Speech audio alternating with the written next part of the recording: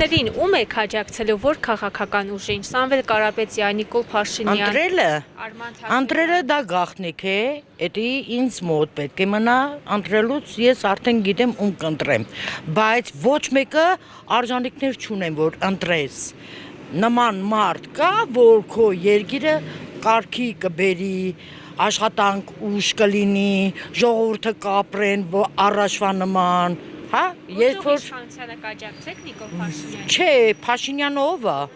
որ Փաշինյան ես ընտրեմ կամ աջակցեմ, նա եկավ երկիրը քանդեց, հետո Փաշինյան պիտի էթամ ընտրեմ կամ Փաշինյան պիտի, այնի ով է, այն թախտաբիթին, եկավ ամբողջ հայության ազգը ծծեց, պիտի էթամ մի հատ էլ իրան աջակցեմ, ինքը ով է։ Բայց ասում են ժողովուրդը հիմա ավելի լավ է ապրում, ավելի երջանիկ է, ավելի ուրախ է։ Երջանկություն չկա հիմա, ներկա պահին։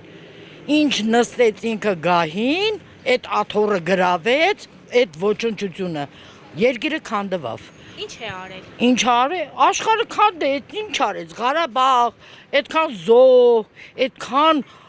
երկիրը մի լավ բան, ջահելությունը ոչինչ չի տեսնում։ Մի հատ աշխատանք կա, արտագաղթը լիքն է։ Ինչ նստելա, քանդվեց, էլ պիտի նորից ինքը նստի, ինքը հույս ունի, որ պիտի նստի, այդ ոչնչությունը։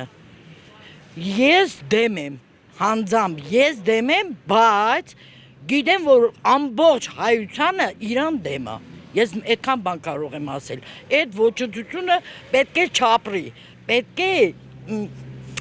գիտեք ոնց, մեկը ես լինեի,